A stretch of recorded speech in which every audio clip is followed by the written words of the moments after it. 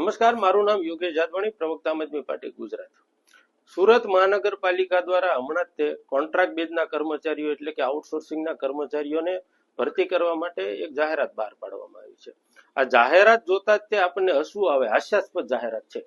કારણ કે ધોરણ 8 અને ધોરણ 10 પછી આઈટીઆઈ કરવાની હોય છે ને આઈટીઆઈ કર્યા પછીનો જે વ્યક્તિને આઈટીઆઈ ધારક હોય એને એમને પગાર ધોરણ મૂક્યું છે 10,500 એટલે કે 10,500.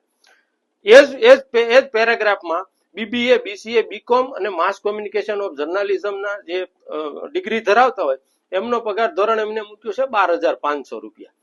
એટલે આઈટીઆઈ કરેલો હોય એનો 10,500, બીકોમ, બીબીએ અને બીસીએ અને માસ કોમ્યુનિકેશન ઓફ જર્નાલિઝમ જેવી ડિગ્રી ધરાવતા હોય એમનો 12,500. એટલે આનાથી માત્ર 2,000 રૂપિયા વધારે. એટલે ગુજરાતમાં જે રીતે કોન્ટ્રાક્ટ કર્મચારીઓનું કોન્ટ્રાક્ટના નામે, ઠેકેદારી પ્રથાના નામે શોષણ થાય છે, આ શોષણ બંધ થવું જોઈએ.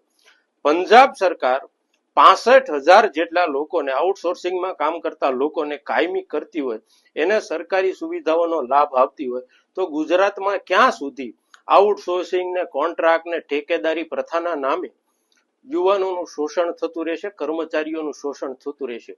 બીબીએ અને બીસીએ કરેલા યુવાનો 12,500 રૂપિયામાં એસએમસી એમને રાખવા માંગે છે, તો એ કેન્દ્રમાં પણ એમની સત્તા છે, સુરત મહાનગરપાલિકા પણ એમની છે, રાજ્યમાં પણ એમની સત્તા છે.